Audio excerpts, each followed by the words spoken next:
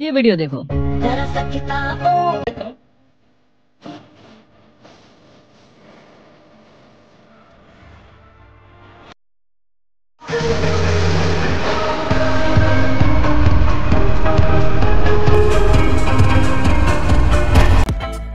Welcome back to another video guys सबसे पहले description box में क्यूआर कोड का लिंक है, वहाँ से डाउनलोड कर ले वो क्यूआर कोड।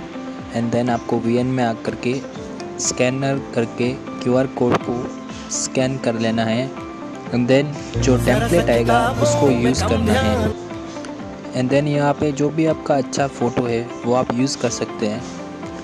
एंड देन आप देख सकते हो कितना ईजीली आपका जो वीडियो है वो बन जाएगा।